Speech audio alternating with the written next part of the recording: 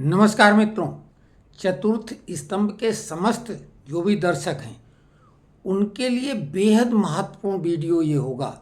इसलिए सबसे पहले तो निवेदन ये है कि आप इस वीडियो को अंत तक अवश्य देखें, क्योंकि जो तमाम बहस चल रही है इस समय, सबसे बड़ी वाली बहस, उसकी चरम परिणति कहाँ पर जाके रुकेगी या क्या होगी, ये भी हम संभावना बताएंगे। और जो चैनल या आपको बयानबाजी सुनने को मिल रही है वो किसी न किसी किंतु परंतु से प्रभावित हैं, लेकिन हम आपको तटस्थ भाव से बिल्कुल सत्य जानकारी देंगे, क्योंकि हमने ये संकल्प ले रखा है कि हम वो जानकारी देंगे जो और कोई देने से झिझकता है, डरता है या लालच की वजह से कुछ का कुछ बताता है। अब कहेंगे ऐसा बड़ा मुद्दा है क्या? मुद्दा ये है कि ये देश आपातकाल की ओर बढ़ रहा है। देश में इमरजेंसी भी लग सकती है, जिसके बारे में अभी कोई चर्चा नहीं कर रहा है, क्योंकि देश के माहौल को ऐसा बिगाड़ा जा रहा है कि देश में गृह युद्ध शुरू हो जाए, पूरा प्रयास किया जा रहा है। और देश के बाहर से ज़्यादा अंदर जो हमारे दुश्मन हैं, जयचंद और मीर जाफ़र हैं, वो बहुत खतरनाक है और उनकी संख्या थोड़ी बहुत नहीं, बहुत ज़्यादा है। तो बहुत ध्यान से सुने, क्योंकि गृह युद्ध का मतलब आप समझ लो क्या होता है, जिसका ये प्रयास कर रहे हैं। जब से इंडिया अलायंस बना है तो अराजकता के लिए बड़े लेवल पे प्रयास हो रहा है। बाहर के दुश्मन तो केवल फंडिंग कर रहे हैं, उनको थिंक टैंक वहाँ के जो हैं इनको आइडिया दे रहे हैं, क्योंकि यहाँ के जो इंडिया अलायंस के लीडर हैं उनकी बौद्धिक क्षमता के बारे में आप लोग बेहद अच्छी तरीके से जानते हैं कि उनकी क्षमता क्या है।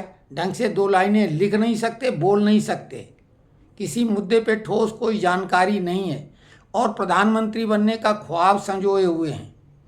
तो खैर, मुद्दा ये है कि देश में आपातकाल भी लग सकता है, क्योंकि बहस ये चल पड़ी है सुप्रीम कोर्ट से कि सुप्रीम कोर्ट क्या राष्ट्रपति को आदेश दे सकता है।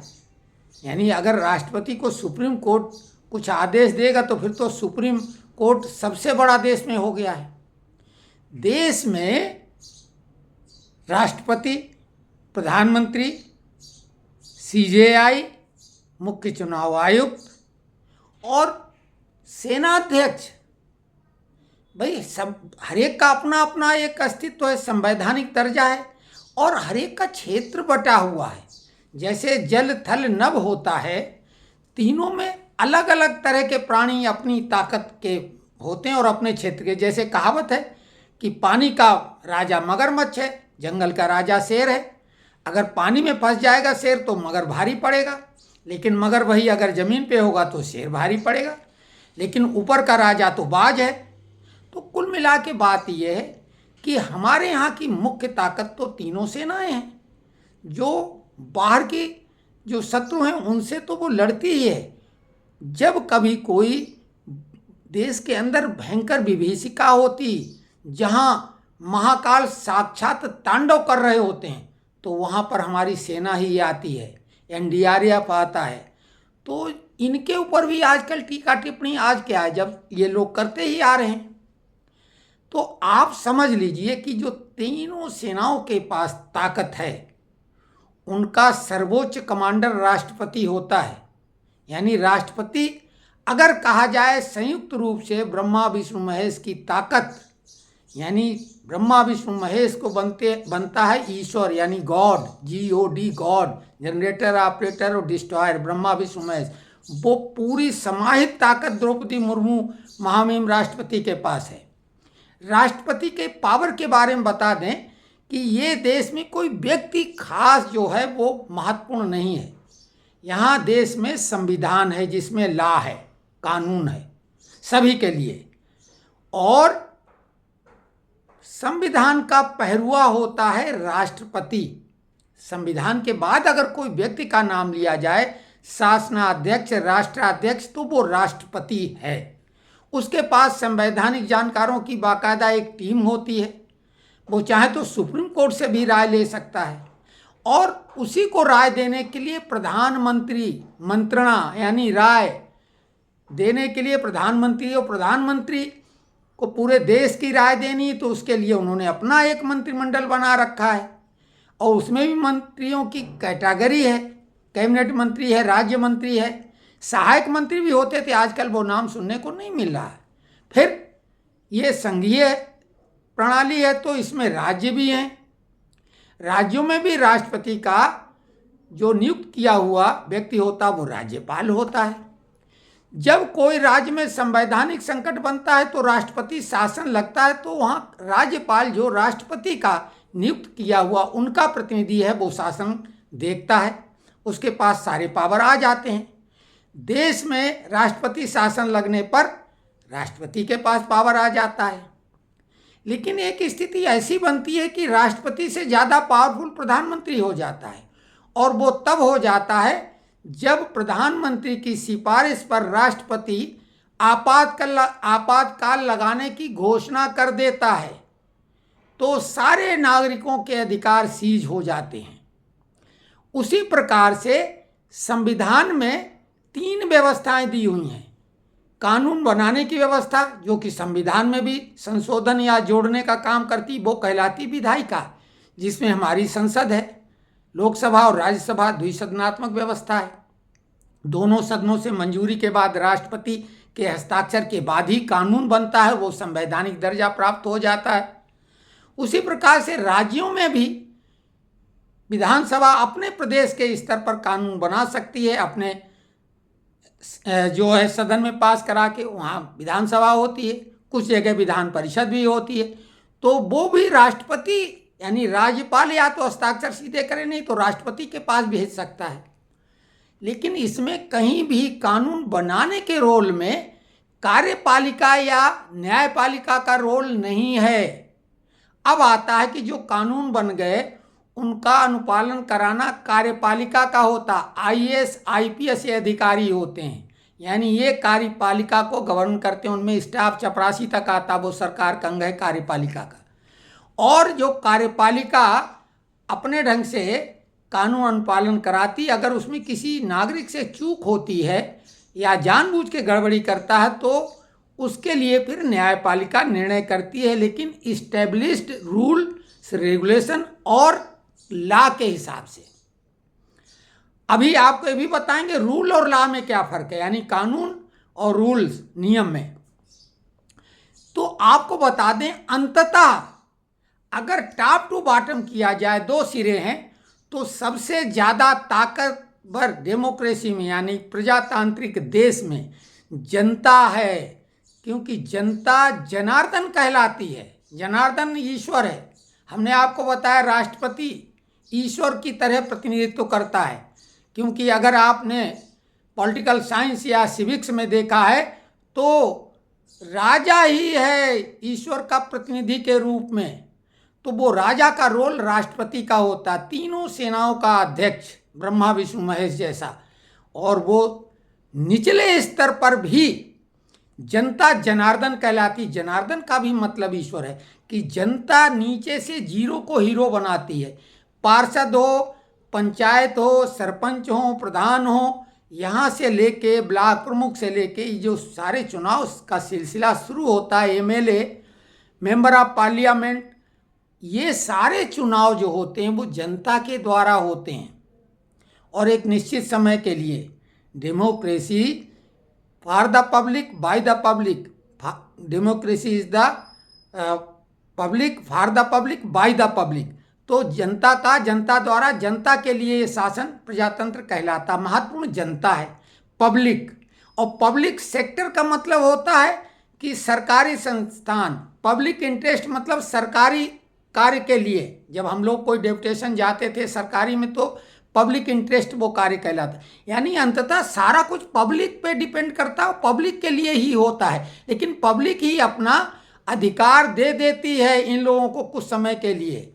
तो एक बात समझ लें, इसमें कहीं पर से भी न्यायपालिका के पास ऐसा कोई अधिकार नहीं आता है। न्यायपालिका में विशेषकर हाई कोर्ट और सुप्रीम कोर्ट के जज जो ये खाम में उचक रहे हैं या उछल रहे हैं, या इंडिया अलायंस के लोग या राष्ट्रद्रोही मानसिकता वाले लोग अपने पैसे की ताकत से इनको मैनेज करते हैं। और उसका नमूना यशवंत वर्मा, दिल्ली हाई कोर्ट के जज, जहां गांधी जी से धुआं धुआं हुआ, 15 करोड़ के गांधी जल गए, राष्ट्रपिता को इन्होंने जला दिया। करप्शन अपने आप उजागर हो गया और उनके ऊपर कोई FIR दर्ज नहीं हुई। भाई देश में सभी आम और खास के लिए कानून तो एक ही है, लेकिन जज ने जागीर बना रखी अपनी। ये कहाँ से अवतरित हो गए? कौन सा अवतार हैं? कौन सा विशेषाधिकार इनके पास है कि ये मनचाहे? इनको कानून जो बने हुए हैं उनके हिसाब से ही निर्णय देना होगा। और अगर कोई संवैधानिक पीठ बनाई जाती है तो कानून की समीक्षा करके उसमें कुछ करती है, लेकिन अंततः तो संसद ही कानून बनाएगी।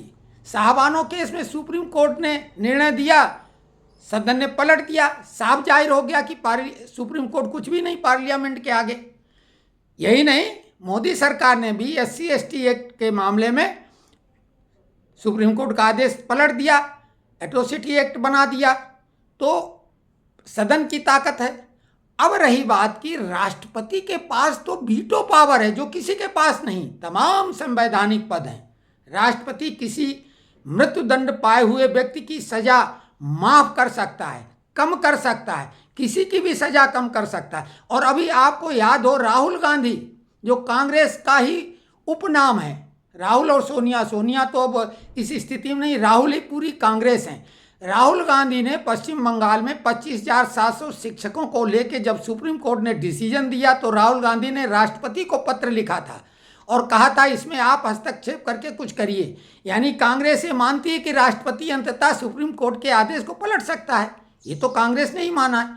लेकिन अब कपिल सिब्बल और अभिषेक मनु सिंघवी जैसे लोग, टुटपुंजिये लोग जिनकी औकात नहीं, मनु सिंघवी वही है ना जो जज बनाने के लिए वो CD कांड हुआ था, ये किस मुंह से बात कर रहा है? वो व्यभिचार, खुले व्यभिचारी आदमी, और वो अपनी बात कर रहा है। कपिल सिब्बल के ऊपर क्या है?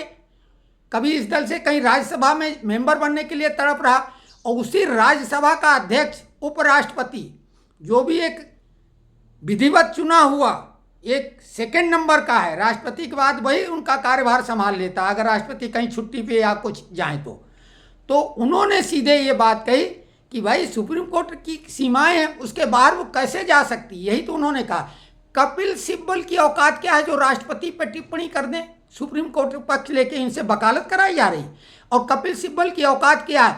इन्हीं जैसे जजों की दलाली की वजह से तो वो 15 करोड़ यशवंत वर्मा के घर में थे। भाई कोई माध्यम ही तो था।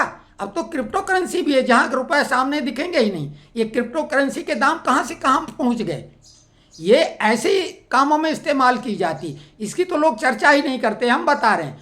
तो कपिल सिब्बल और अभिषेक मनु सिंघवी जैसे कानून के ये दलाल हैं और ये लोग क्या नसीहत देंगे? मनु सिंघवी को सजा होनी चाहिए। वो कुछ भी होशियारी वहाँ जाके झाड़ते हैं उपराष्ट्रपति से, जिसके पास पावर है। तुमको चाहे तो बाहर फेंकवा दे मार्शल से, और उससे ही हुज्जत करते हैं। दूसरी बात, राष्ट्रपति का तो कोई मुकाबले की बात ही नहीं। और जिस तरह का माहौल बनाया जा रहा है, मोदी सरकार अगर आपातकाल लगा देगी तब क्या होगा जजों का? याद करो आपातकाल 1975 वाला क्या हाल हुआ था देश का। और जिस तरीके से ये सब माहौल बनाया जा रहा है, हम आपको बता रहे हैं आपातकाल इस देश में लग सकता है, क्योंकि अंततः वही एक उपाय बचेगा। तो आपको ये भी बता दें इन्हीं कोर्ट की स्थिति और कपिल सिब्बल और जैसे वकीलों की, क्योंकि आपको ये बता दें कि एडिटर्स गिल्ड, जिस मणिपुर को लेकर इन्होंने बहुत हल्ला मचाया था, मणिपुर में झूठे वीडियो एडिटर्स गिल्ड के 3 पत्रकारों ने चलाए, जिसकी वजह से वहाँ हिंसा बहुत भड़क गई। और उसमें आपको ध्यान होगा कि वो उनको जमानत दे दी गई अग्रिम, जबकि देशद्रोह का उन पर सीधे सीधे मामला बनता था। उसमें वो 3 पत्रकार एडिटर्स गिल्ड इंडिया के डोरा साहब, अर्नाब दास और रविंद्र कौर थीं, और उनकी वकील बृंदा ग्रोवर थीं, जिन्होंने जमानत दिला दी उनको। और वही आपको याद होगा मनीष कश्यप, जिसने फेसबुक का एक वीडियो शेयर कर दिया था अपने यूट्यूब पे, तो उसके आधार पर इसी कपिल सिब्बल ने जमानत नहीं होने दी थी, NSA लगवा दिया और तमिलनाडु की जेल में सड़ा दिया उसको। जबकि सुप्रीम कोर्ट ने कहा था कि जमानत अधिकार है और जेल तो अपवाद है, लेकिन मनीष कश्यप के लिए कानून कहाँ चला गया था। एडिटर्स गिल्ड के पत्रकार जो देशद्रोह के मामले में सीधे सीधे मणिपुर जलाने में शामिल थे, उनको अग्रिम जमानत मिल गई। मोहम्मद जुबैर फैक्ट चेकर, जिसने नूपुर शर्मा के मामले को इस तरह से किया कि जो इस्लामिक देश हैं 56 वो पूरे भारत पे टूट पड़े, उसने पूरा प्रयास किया और उसी की वजह से कन्हैयालाल दर्जी उदयपुर में और उमेश कोल्हे का सरतन से जुदा हो गया। सीधे सीधे कोर्ट जिम्मेदार, कोर्ट की टिप्पणी की वजह से ऐसा हुआ और नूपुर शर्मा की आज़ादी छिन गई। भाजपा का प्रवक्ता का पद भी उनका गया और अपनी जान बचाने के लिए वो मजबूर हैं एक ऐसी लाइफ जीने के लिए कि जो क्या कहा जाए, बंधुआ, एक तरह से नज़रबंद जैसी। तो कुल मिला के अभी आपको मालूम है कि राकेश कुमार जो हाई कोर्ट के सेवानिवृत्त जज हैं और पूर्व सीबीआई के वो वकील भी रहे हैं, उन्हीं ने लालू यादव को सजा कराई थी, अगर आपको ध्यान हो। उन्होंने राष्ट्रपति महोदया को पत्र लिखा था DY चंद्रचूड़ जी के लिए। तीस्ता सीतलवाड़ का जिस तरह से छुट्टी के दिन, गर्मियों की छुट्टी थी, दिन शनिवार का था और शाम का समय था, हाई कोर्ट ने उनकी जमानत याचिका खारिज कर दी थी। आनन फानन में नियम से हटके किस आधार पर उन्होंने बेंच गठित की 2 जजों की, उसने एक एक के मत से फैसला दिया और फिर उस फैसले को पलटवाने के लिए 3 जजों की खंडपीठ बनाई गई और अंततः तीस्ता सीतलवाड़ को जमानत दे दी गई 1 हफ्ते के लिए। अब वो 1 हफ्ते में कितने साल होते हैं क्या पता नहीं, उनका फार्मूला। और वो एक नृत्य देख रहे थे, आनंद ले रहे थे, वहाँ से सारा आदेश चल रहा था। तो कुल मिला के राष्ट्रपति ने वो फाइल आगे बढ़ा दिए और DY चंद्रचूड़ का ये पता लगेगा कि किस आधार पर कौन सा सौदा हुआ था, कौन सी धमकी थी, क्या था कि तीस्ता सीतलवाड़ को इन्होंने जमानत किस आधार पर दे दी। तो कुल मिला के ये मामला जो चल रहा है, इस देश में 2 ही ताकतें हैं, या तो राष्ट्रपति सर्वोच्च पावर है, वीटो पावर है, कोई की सजा बढ़ा सकती, घटा सकती, माफ कर सकती, और या जनता, क्योंकि वो जनार्दन है, वो किसी भी ऐरा गैरा नत्थु खैरा को कुछ भी बना सकती है। लेकिन ये बीच में जज कहाँ से आ गए, और इन जजों की हैसियत भी समझो। एक चपरासी तक को नियुक्त करने के लिए भारत सरकार का सबसे छोटा पुर्जा प्यून, उसको भी नियुक्त करने के लिए क्वालिफिकेशन होता, शारीरिक मापदंड होता, मेडिकल टेस्ट होता, पुलिस वेरिफिकेशन होता है, तब जाके वो नौकरी मिलती है। और जरा सा भी कदाचार करेगा तो नौकरी से बाहर। दूसरी तरफ ये जो हाई कोर्ट सुप्रीम कोर्ट के जज होते हैं, इनके लिए कोई परीक्षा नहीं, कोई साक्षात्कार नहीं, कोई शारीरिक चेकिंग नहीं, कोई मेडिकल टेस्ट नहीं, कोई पुलिस वेरिफिकेशन नहीं, और उसके बाद ये इतने ताकतवर। मणिपुर जलाने में जजों का ही काम था, हाई कोर्ट के जजों के एक डिसीजन की वजह से ही मणिपुर जल पड़ा था। बांग्लादेश में ये जो सब कुछ हुआ ये भी हाई कोर्ट के आदेश की वजह से हुआ। तो ये बेलगाम घोड़े, बेलगाम सांड सुप्रीम कोर्ट बना हुआ है। और निशिकांत दुबे ने बिल्कुल सही टिप्पणी की थी, हम उसका समर्थन कर रहे थे और ये चैलेंज कर रहे हैं कि अगर कोई कह रहा है कि सुप्रीम कोर्ट सर्वोपरि है तो बिल्कुल वो गलत है, वो मूर्ख है, और नहीं तो हमसे बहस करे। वो राष्ट्रपति अंततः इमरजेंसी लगवा देगा अपने हस्ताक्षर से। क्या CJI की औकात और क्षमता है कि वो इमरजेंसी लगवा दे देश में? नहीं ना। तो फिर समझ लो, और इमरजेंसी लगने के बाद में प्रधानमंत्री के पास वो पावर आ जाएगा कि फिर ये सब जो लोग हैं ये गली के जो कुकुर की तरह दुम दबा के भागेंगे। तो ये थोड़ा कठोर शब्द जरूर हैं, लेकिन हम पूरी जिम्मेदारी से बोल रहे हैं, क्योंकि जो बहस अकारण चला रहे हैं ये लोग, इन्हें लगता कि अब सुप्रीम कोर्ट को ढाल बना कि इनको हम मोदी को ढकेल दें पीछे। अरे भाई, वक्त कमेटी पर आपने 70 याचिकाएं जो लगी, क्या उनको सबको पढ़ लिया? इसके मतलब डिसीजन भी कोई लिख के देता वही तुम पढ़ देते हो। नहीं तो ये हमें बताओ 70 याचिकाओं को पूरा डिटेल में पढ़ा। और इसके पहले जो हिंदू धर्म के कुछ लोगों ने याचिकाएं लगाई थी उनको तो आपने बैक टू पवेलियन कर दिया, बोला हाई कोर्ट में जाओ। फिर 2 कानून कैसे? एक देश में 2 तरह के कानून होंगे? कौन सी ला की किताब है आपकी?